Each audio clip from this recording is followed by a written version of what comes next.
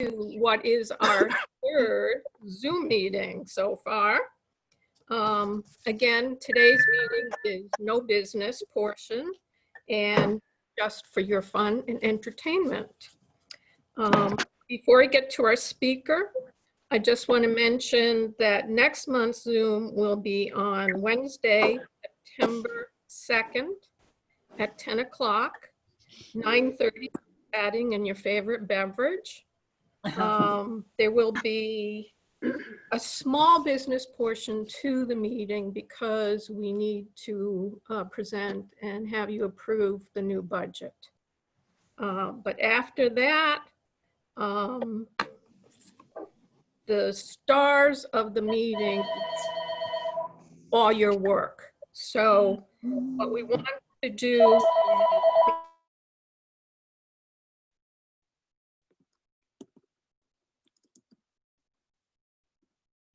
Michelle got muted.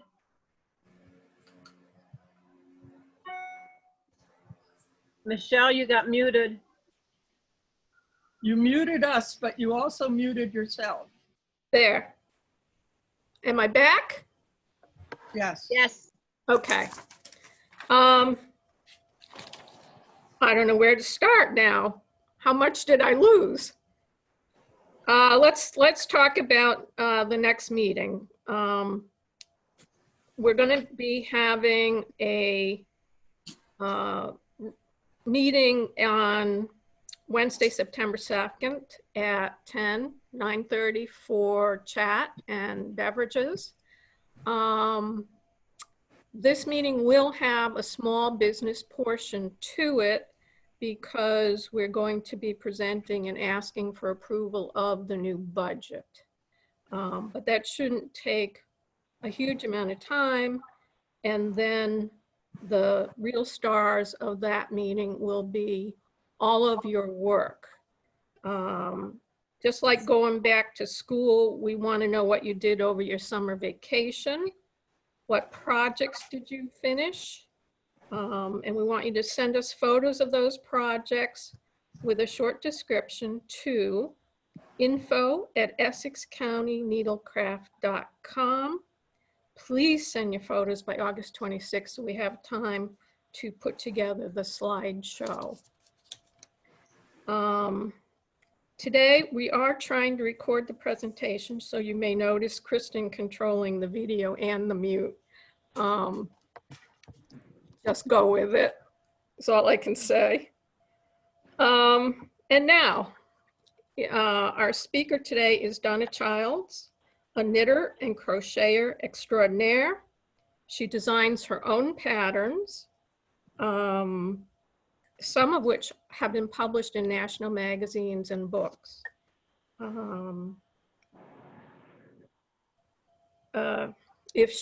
Now she's ready, I'm going to let Donna and Kristen do their thing.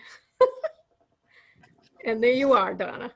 Hi, everybody. I don't know how extraordinaire I am, but Kristen, are you going to start the show? Here we go. All right.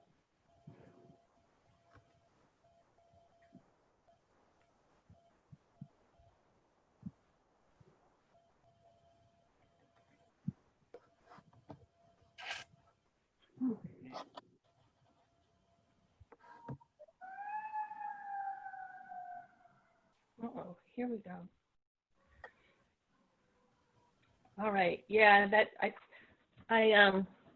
thought that was a cute way to start the introduction, spinning a yarn, because it's I'm telling my story. It's a personal story. So we'll go to the next slide. So I started at 10 years old. It was 1964, and I started with Barbie. My neighbor, her name was Barbara. She and I both loved Barbie dolls, and believe it or not, she married a man named Ken. So I had my own live Barbie and Ken in my neighborhood.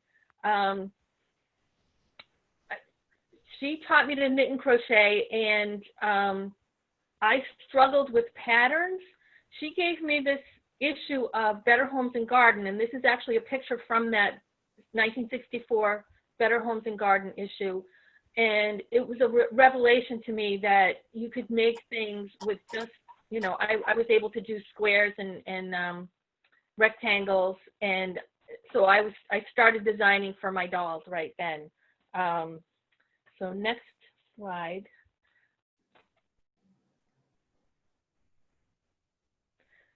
Oops. Okay, so yes, I was a hippie. I don't have many pictures from the 60s and 70s or even 80s,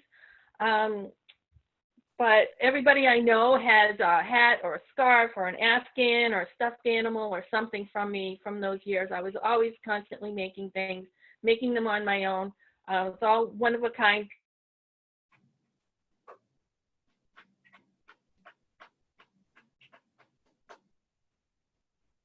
Bubba.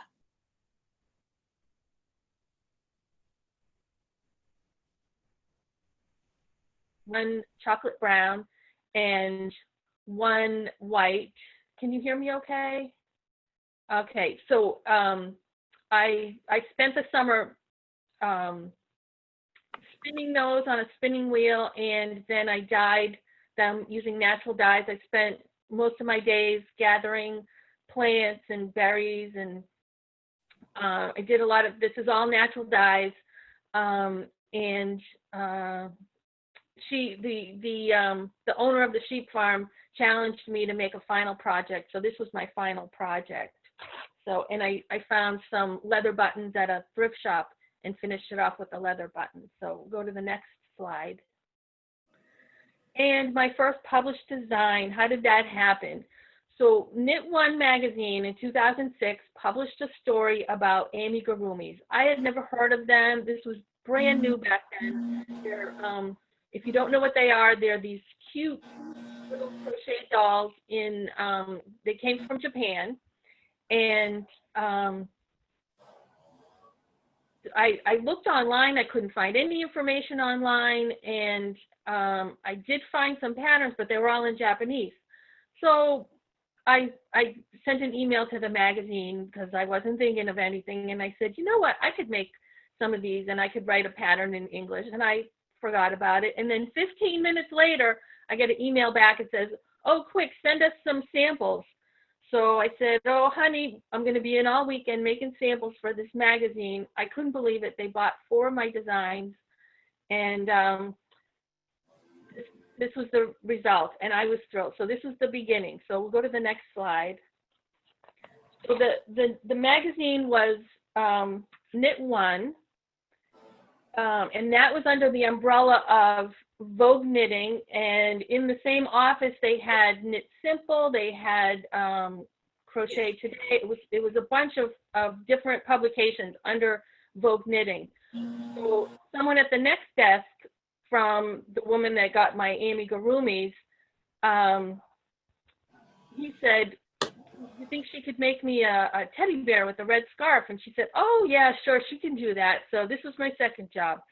So I was really lucky that I got right in with a whole collection of knitting and crochet magazines and started off with a bang.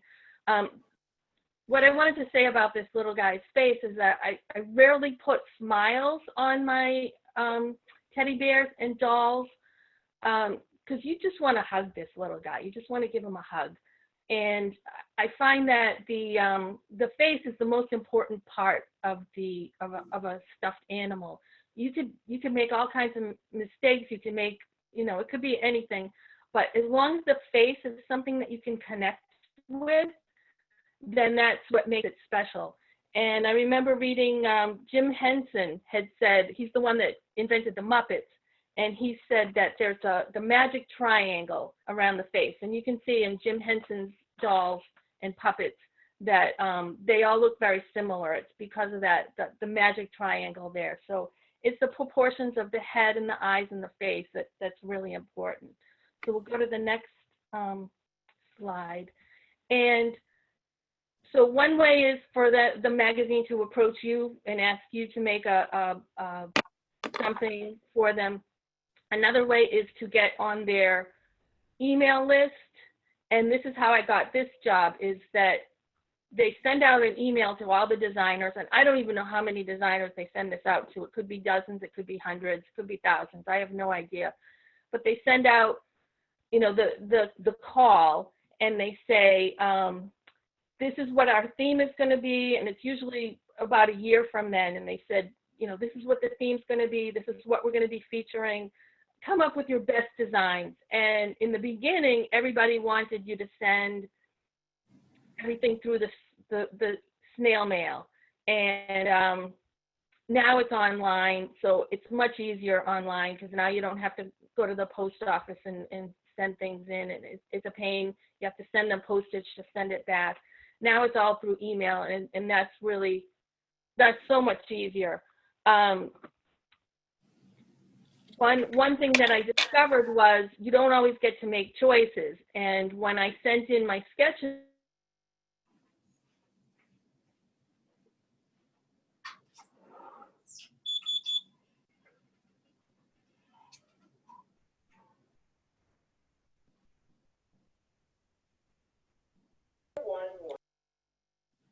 happy with it, but I thought he came out okay. I really love the bunny and the kitty and the pig. I like to put little clothes on them. I like to go a little extra step on things. So we'll go to the next slide. And these little booties, they I forget exactly how I got this job. Whoops. I forget exactly how I got this job, if they sent it to me or I had to compete for it. But anyway, they wanted some booties. I decided I wanted to make them look like high top sneakers. So I went to Walmart and I got some baby sneakers so I could get the right size. And I studied the construction of how they were put together. I wanted to see how it went from the toe to the tongue. And so I wanted it to be accurate. And I contacted the editor for the magazine, and I said, is it okay if I put those little white circles on the ankles, or is that a trademark? So I went to the Vogue magazine lawyers, and they checked on that, and so I was able to put the little circles on. Another thing I learned from this was that most contracts, when you're a freelance designer, most contracts say that the magazine buys the design outright. So once they have the design, once they buy your pattern, you have no more rights to it. So you can't sell it again, you can't use it again, you can't even give it away for free, you can't do anything with it, and they have all the rights to it. So this particular pattern, you may have seen this in dozens of other magazines, other books. It was, I think for a little while, it was even in a kit form. I saw it, there's a, I won't mention the name of the TV show, but it's a knit and crochet TV show, and it's on PBS, and they featured them on that. And I watched a few episodes of that show, and half the time they give credit to the designer and half the time they don't. Well, for me, they didn't give me any credit for that, and I was a little peeved at that. So of course I got paid once, and they got to use it over and over again, which that's the nature of the work, which it's not pleasant. But let's go to the next one, and this one was from Interweave Crochet, and they're an exception to the rule. They pay royalties. So Sir Stephen has been reprinted many times. He's been in an ebook. He was in a crochet along that they did. So Sir Stephen has paid for a B&B every year or two for me and my husband. And I just sit back and let the money roll in and let him take me to a B&B for the weekend with my husband. The funny thing about the name, I did not name him Sir Stephen. I didn't have a name for him. So I called up Kim, who was the editor of the magazine at the time. I had a good relationship with her. And I said, Kim, why did you name him Sir Stephen? And she said, well, there was a model there. And I'm like, okay, I get it. The model was really cute and his name was Stephen, right?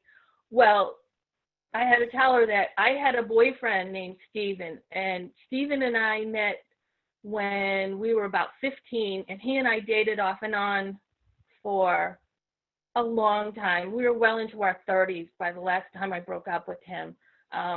I think everybody that knew us thought that we were eventually going to get married, but he wasn't nice enough, which is why I kept breaking up with him. And so sure enough, I get an email one day, and it's from my old boyfriend, Stephen, and he said, you know, I spell my name with a V.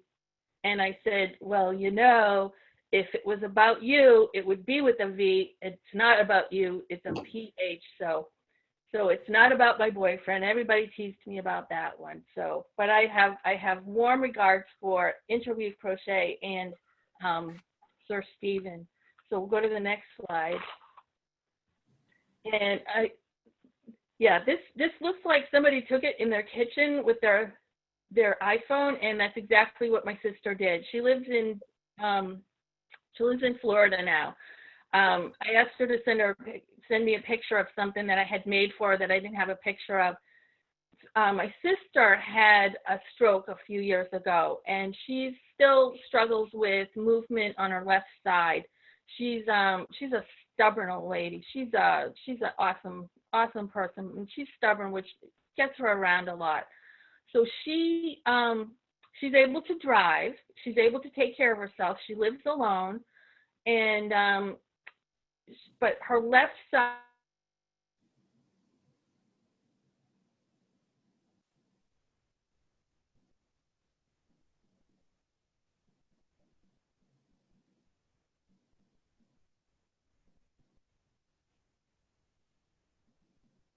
She goes to the drive-through at the coffee shop, and she gets a coffee, and then because she can't use her left hand, she can't carry it into the house. So she told me that she'll get herself a cup of coffee, and she'll sit in her driveway or her garage and sit in there until she finishes her coffee. I said, I can't let you do that. So my theory is, whatever the challenge, crochet has an answer. So I made her a little tote for her coffee, and so now she can bring her coffee into the house and drink it inside of the house instead of sitting in her driveway or garage. So I feel a little bit better about that. So, you know, whatever you do, crochet is always, it does a lot for a lot of people. So we'll go to the next. Oh, this one. I hate this picture. The more I see this picture, the more I hate it. One nice thing about being a designer nowadays is that most of the time you do get credit. You get designer credit.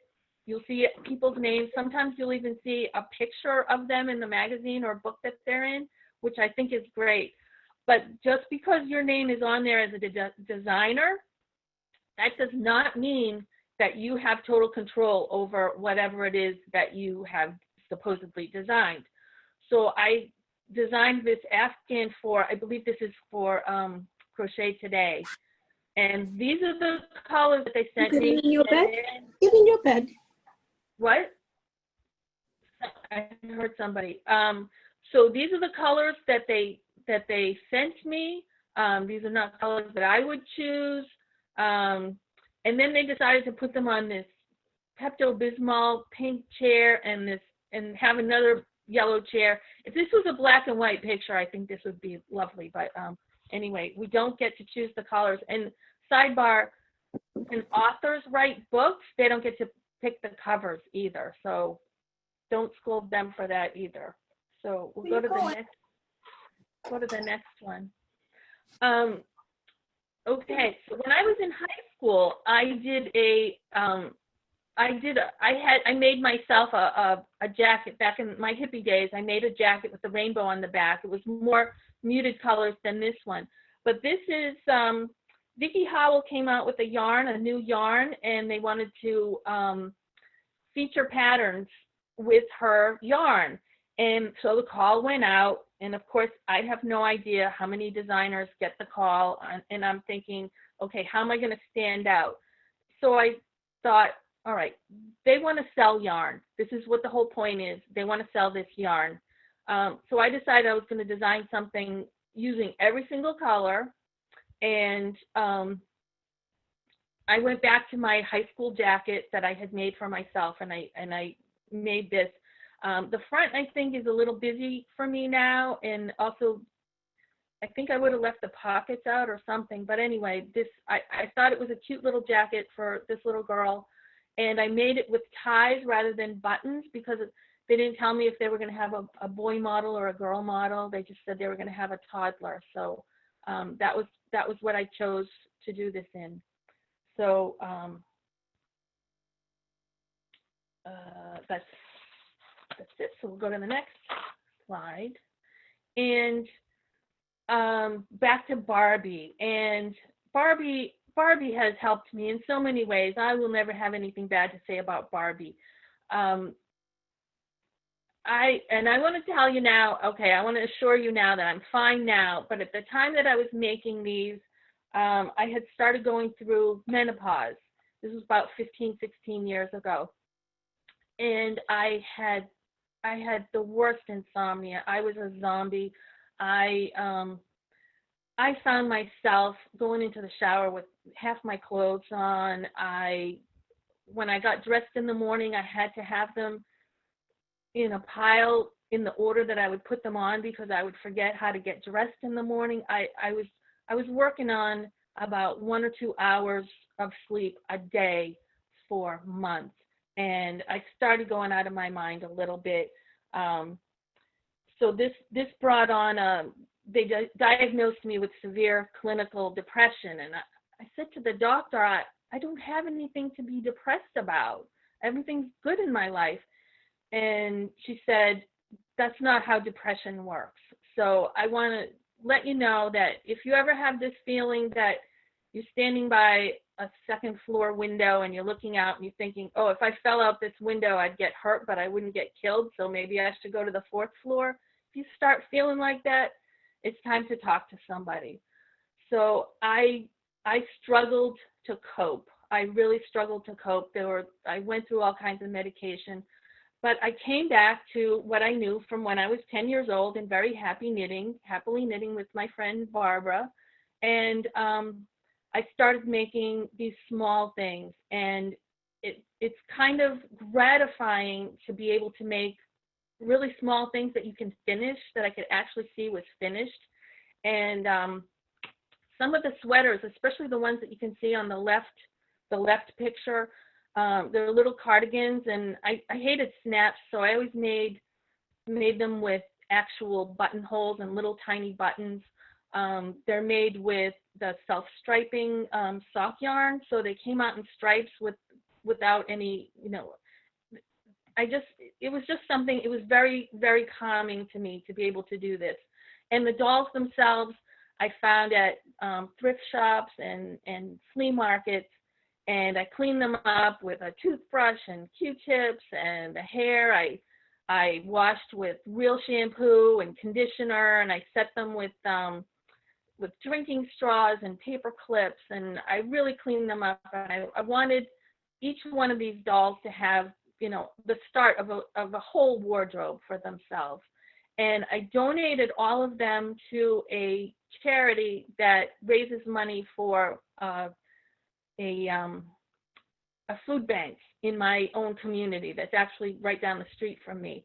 So the thrift shop sold them to someone who is going to now love these dolls. So I felt like this was a win-win-win-win-win for everybody involved.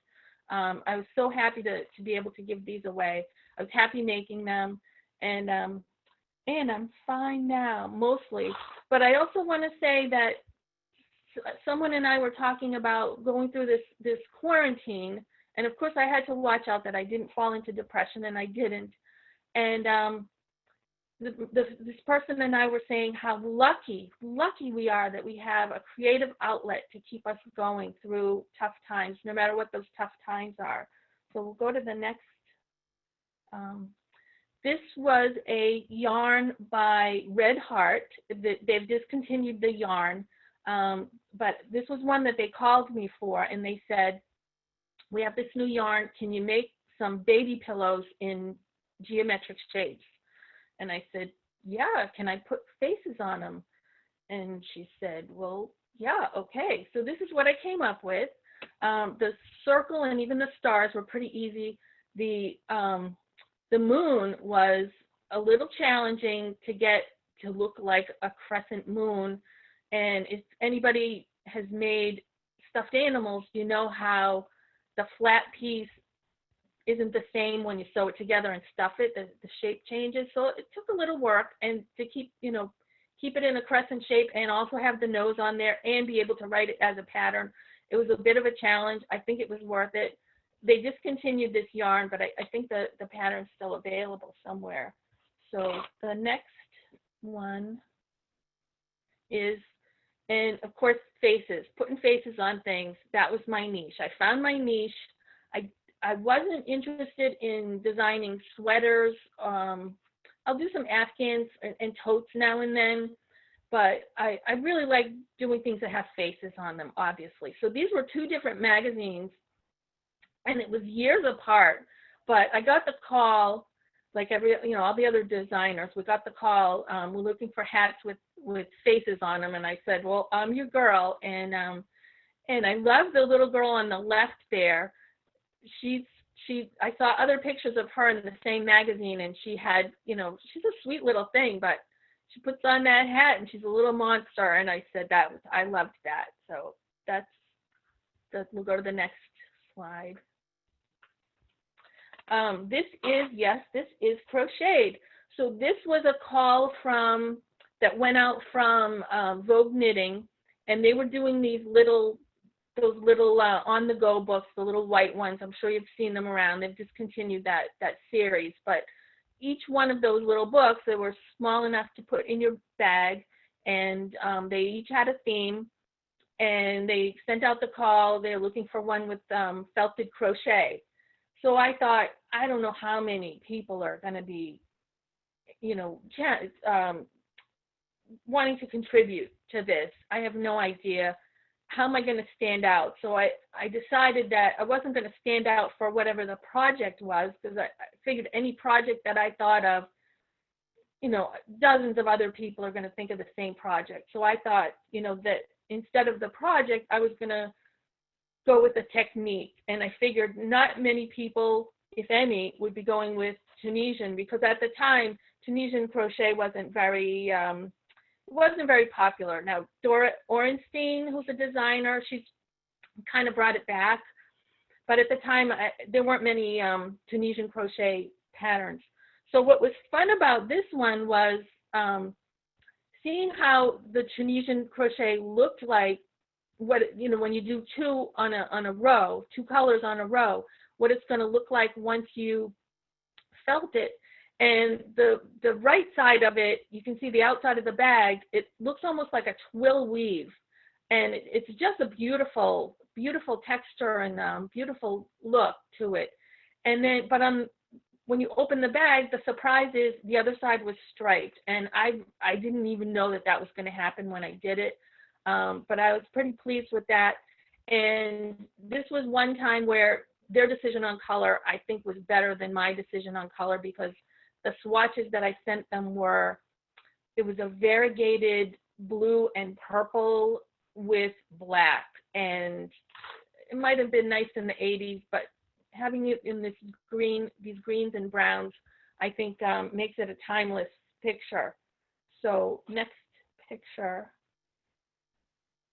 So if you're not on Ravelry, I strongly suggest you get on there. It's a free website.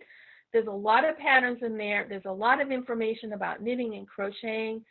And I think you can make friends on there. I made a friend. She's actually somebody from Germany, and she and we got to be friends through Ravelry. It was, Obama had just announced he was going to run for president. So that's how long ago it was. So, and Obama was in Germany, and she was all excited. Her dad was all excited. Anyway, it's a great way. You could waste so much time on Ravelry, and it has not just things about knitting and crocheting, but it also has other hobbies or interests you might have. I know when I was watching Game of Thrones, there was a group that was on there, and we'd try to figure out who's going to die this week. And a nice thing for me is that I get to see what other people have made from my pattern, because what happens is you write a pattern, you send it out, it's in the magazine, you know, it's on the shelves or in people's mailboxes, but then, you know, up until recently, you never know what happens with them. But now people can post things on there. And this is what happened. This was one of my favorite stories. This woman emailed me and she said, I bought this magazine just for this hat. And I thought it was an adorable child wearing a hat that I made. It was a very simple hat, but she was so excited about it, and that made me happy. So I'm not, something happened recently on Ravelry. I'm not sure. Someone wrote on the main page some apologies. I'm thinking that one of the founders is having some kind of nervous breakdown and may have said some unfortunate things to people. I don't know anything about it other than that, but I think they're going to be okay. It's an excellent website. I hope nothing happens to it. They're really good to designers. I can put my designs on there and sell them through there, and they won't take a penny from it until it sells a certain dollar amount, and I think it's a few $100s. So it's a very friendly site to designers and to all kinds of makers, and I strongly suggest you go to it. So we'll go to the next slide. So these aren't in order. This is an earlier piece, but this was when I had by now been I'd been going to conventions and professional development groups for industry knitters and crocheters, designers, and two yarn companies would always show up for the Crochet Guild of America organization's yearly meeting. And let's see, Lion Brand was always there, and Karen was always there. Karen is they distribute in the United States, but they're actually from Canada. So I met with one of the reps from Karen, and she said, we're looking for something that's going to go on all the ball bands. We have this yarn called Dazzle Air. We want the design to go on all the ball bands. I said, sure, I'll come up with something. I'm not sure exactly if we decided it was going to be a pillow. They picked the colors. So this is actually, this design is actually a lot simpler than you might think. It's done in one big square, and then it's folded around a pillow form, so all the points meet at the back, kind of like an envelope, and it looks like a diagonal. So you only have to make one piece and then fold it and then sew it together, and there's your pillow. So I was pretty happy with the way it turned out. I didn't hate the colors. I thought they did a nice job putting it on the chair like that. The problem was another Canadian company bought Karen at the same time that this was going to go out, and they discontinued this yarn. I don't know if they discontinued it before my pattern got on there. I lost all contact with the new company, but that's the nature of this business. Everything's changing. Editors are always changing. They're going to a different magazine. They're going to different places. Magazines are going out of business. It's changing, and it's hard to keep up. I'll tell you, it's hard to keep up. But I was slightly disappointed, but I can't say that I was, you know, it's a nice design, but, you know, I have a picture of it, so it's in my portfolio. So we'll go to the next. And this was Interweave Crochet's 10th anniversary. And they sent out a call to all their past designers, and they said, send something in, maybe an update of a pattern that you've already done for us, an update or modernized or something. I thought, you know, I'm not really interested in that. I'm not interested in looking back. I just wasn't interested. But I liked Interweave Crochet. I liked the people there. They're very nice. They're very good to me. They're very generous giving the royalties. They went into bankruptcy and another company bought them, and I was still getting my royalties. So I have no complaints about Interweave so far. But I thought I'm going to send them a birthday card. And my way of sending a birthday card is to send a crocheted birthday cake. So I put a little tag on it. I said, happy birthday, Interweave Crochet. So of course they emailed me and they said, you have to write this as a pattern for the issue. And I said, well, okay, I will. And I did. And they ended up putting this in all of the advertisements for that particular issue, for their anniversary issue, which really pleased me. And they had some really cute pictures. You can see the chicken right there. And so they paired it off with Sir Stephen that we visited before and said that that I was whimsical in the copy. So we'll go to the next one. And this one was the result of something that I got at the junk table, or it could have been one of the auctions, but it's thanks to you, my guild. And I was crocheting. I bought a box, and there was a lot of embroidery floss that was left over. It was someone's leftover project, and so I started fooling around with it, thinking, can I crochet with this? And I made a bunch of little coin-sized circles, and then I finished it off with a square of regular crochet thread, and it was a join as you go. And so I made that as a tote, and this was one time that I was able to pick the color, so I got to call DMC, the embroidery company, and say, send me beach colors like seashells and ocean and sky. And so that was my inspiration, was ocean and you guys. So thank you. Next. So it's hard to keep up with all the disasters and the mass shootings, but this I made right after the when the Pulse nightclub in Orlando, someone went in there with a assault rifle and he shot up and killed a bunch of people. This was a place that my nephew and a bunch of his friends, they all lived in Orlando. He and his friends who he'd been friendly with since he was in elementary school, they used to go there to dance. They're all adults now and they've all moved on. But it really hit home to me, thinking that this was as close as I ever got to this happening to someone in my life, and thinking that this could happen to anybody. My nephew could have been there, his friends, his pals, all the guys and young ladies that had been to his wedding and weddings that I had been to, and the graduations and all this could have been them. So there was a vigil in the next town, and I wanted to wear something that was rainbow. So I made this for myself in, like, I don't know, a couple hours or less. And it was very soothing. It's almost like, if any of you are familiar with prayer beads or making those shawls, the prayer shawls, it's a calming thing, and you put your intention into it, and it's one stitch at a time, and it's very calming and soothing. So that really helped me through that day. And then I was able to have something to show for, through this grief that I was going through, that I had something to show for it. And now every June I can wear this for Pride Month. So I turned it into something positive.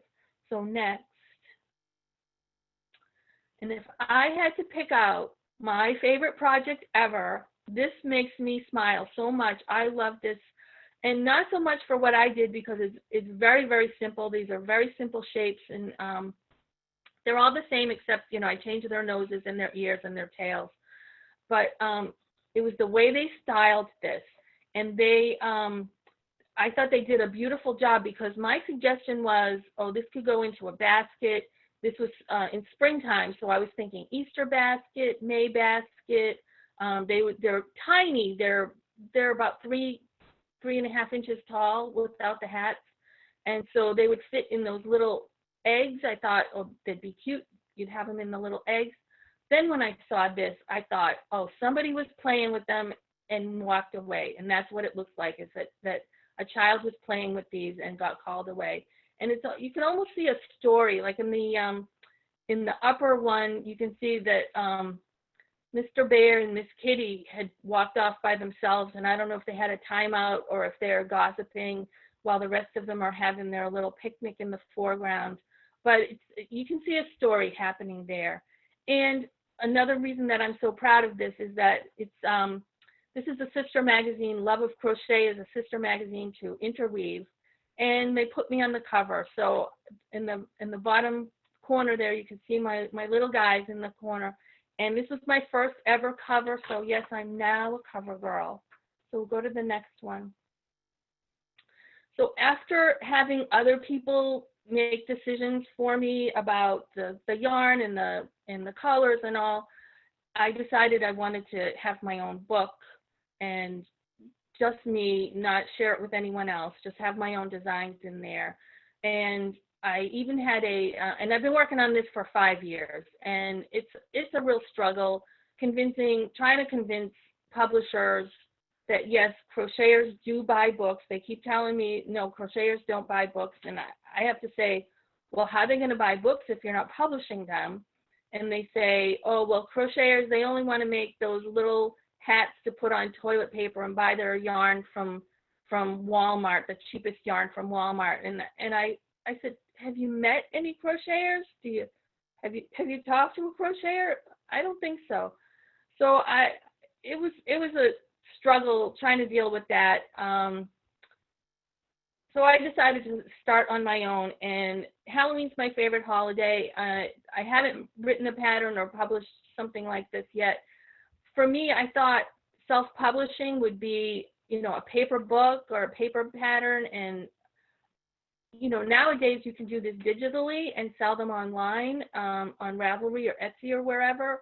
So I think this is where I'm going to go now, and this is one that I'm going to work on. So we'll go to the next one. Next slide. So this was a ebook that I published. It's online now, and it's free. It's always going to be free. I designed these guys in the very early days of the quarantine, when we didn't know how long we were going to be in. And I was seeing online that a lot of people were putting teddy bears and pictures of rainbows in their windows to cheer their neighbors up as they're walking by. And I thought, what a good thing to do by combining those two and giving the world a pattern. So I put this out online. About 1,000 people have downloaded this pattern right now, worldwide. And at the time that I was making them and writing the pattern, I was thinking about my friends. I have so many friends. I never realized how many friends of mine worked in the medical field. They're nurses, they're nurse practitioners, they're work in hospitals, the big hospitals in the area, in Boston and the area. I worried so much for them, and I'm thinking, what the great things that they're doing. And then the other group of my friends and family are teachers, and the way that they came to the plate, and they decided they were going to help, they were not going to let the kids go without their teaching, and they came out almost overnight. And I saw this in my own friends and family. Almost overnight, they came up with lesson plans and worksheets and all kinds of things for their kids. They weren't going to let the kids fall through the cracks. And I thought, I'm just a crocheter. What am I? But I thought back on the days that I was having trouble, and I was making small things, and a small thing meant a lot to me by being able to finish it. And I thought, well, this is what I'm going to give to the world is some small things that you can either cheer yourself up or cheer somebody else up. And these little guys, they're I think they're about 6 inches tall, and you can make one in an hour, and they're pretty easy to make. And so through Ravelry, as I was telling you before, how I could get messages from people, this woman sent me a message and said how grateful she was for this because she had been pre-quarantine. Her mother was in the hospital and slowly dying, and she would go in with her knitting and crocheting and sit by her mother's bed.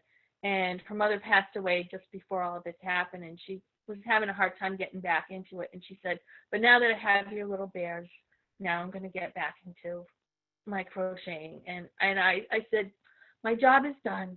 So anyway, I'm going to go to the next slide. So these little guys, I wrote this pattern. This is an easy pattern. This is one of my first ebooks that I'm going to be selling on Ravelry. It's available now for $1. I think they're adorable, if I do say so myself. So we'll go to the next one. And those are easy for a beginner too. So we'll go to the next.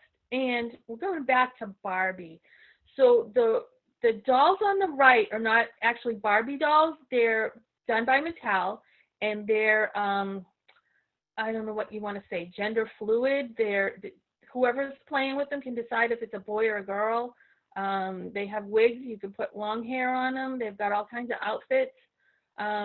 The person on the left there is my adorable and very talented niece, and she started playing with Barbies when she was 2, and she helped me design this Barbie doll outfit. She picked out the yarns, and she wanted it to be very, very colorful, so we designed that one together.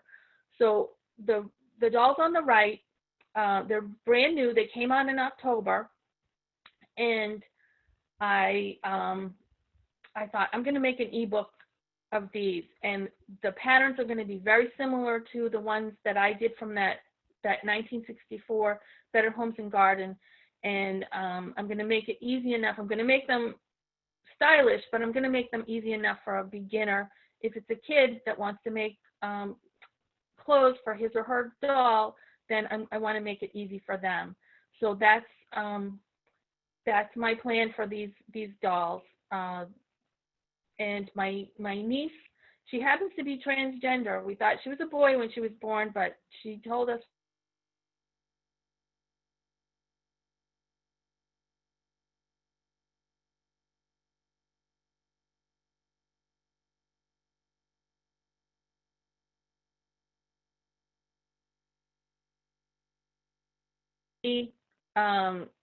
with my designs for the doll clothes this summer. So she's my consultant. And I'll go to the next one. So this is, there's my, if you want to find me on Ravelry, that's my name. I know it's not very, yeah, it's pretty easy to find me on Ravelry. And it's connected to my blog. You could get my blog through there, so you don't have to write down what my blog is. You can see what I'm doing. But I also wanted to thank you all for the one of the trips that I went on, the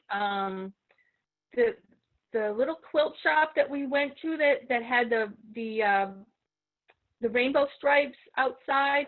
I bought that button there. It's a vintage plastic white button, and I knew it would be perfect for this little bag that I made for this summer. So this tote is on the shelves now in the newest interweave crochet. Go to the next one.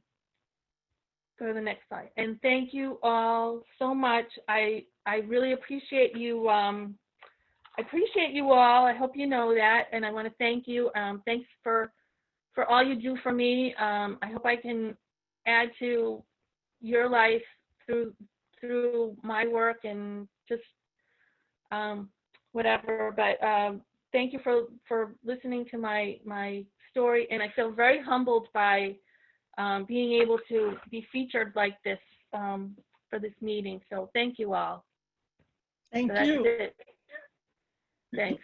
Thank you, Donna. It's wonderful. Thank you, Donna. Oh, thank you. It was lovely, and I know you put a lot of work into this presentation, so thank you. It ran a little bit long, but I wanted to, it was hard to. I was fascinated. I didn't notice the time. Oh, thank you. Thank you, Donna. All right, Thank thank you, you Donna. all. It's Very good. And this that you see right now is it's also on my Ravelry page. It's a free pattern, and it's got a left-on color in it too. That's Great. delightful. It is. Thank I you. love the shape of those. All right, everybody. I hope everybody enjoyed today's presentation. As you can see on the slide here, save the date for our regular meeting in September. And we are going to do another show and tell. So you need to send your photos to us by August 26th. So don't forget to do that. As always, we welcome any comments or suggestions to improve our presentations, especially since this method of holding our meetings is all relatively new to us. And we are trying to work through our technical issues as we find them. However, if you have ideas or comments, you can email them to info@essexcountyneedlecraft.com or to me directly at ecngpresident@gmail.com. That one's pretty easy to remember, I think. So everybody, stay safe, stay well, and enjoy the rest of your summer. Thank you, Michelle, Thank you. Kristen, Good and job. Donna. Michelle. Adele. Nice job. Hey, Adele. Yeah. It's Katie. Hi, Katie. I sent you an email about a week and a half ago.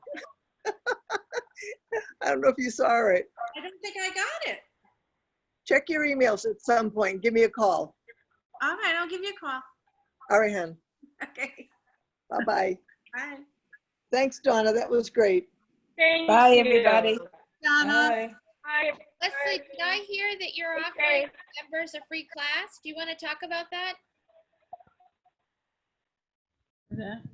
Sure, I would love to talk about it. So it's worked out that I have a big shady yard and I have lots of room. And I've been offering locals as I run into people, to come over and have a little mini class. And it can be just like an hour.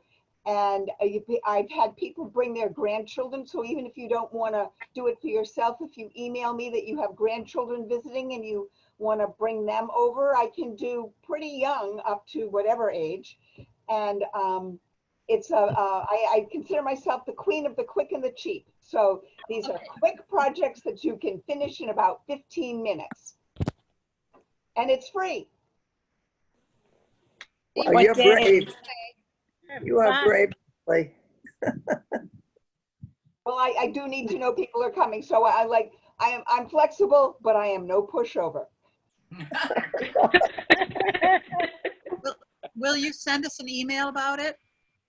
I think that's pretty much all there is to it. I can write a description and send it to Kristen and have her forward it to everybody, if that would be okay. Kristen, Oh. what do you think? It went out in Monday's, e-blast this Oh, I the even day read it. before yesterday. So you'll find the contact information and details are there. And Okay. if you want pictures of what you can do, but I'm also good on the fly. So if you bring somebody and they say, I'd really like to make, fill in the blank, usually I can come up with something. Sounds good. Okay, thank you. I'd like to make a quickie announcement. I just got invited to be part of a Pleasant Shop in Newburyport. So by this weekend, I'll have some of the puppets down in Newburyport and some of the sunbonnets, sun hats, the sun visors. So, well, one more thing to do. Office. Awesome. And Kristen helped me put an Etsy shop together. So that's been crazy around here. Christmas is coming.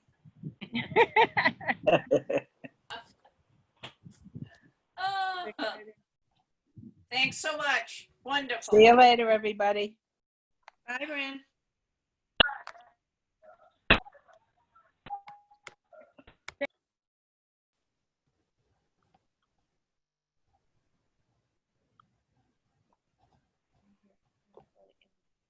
I need to say hi to.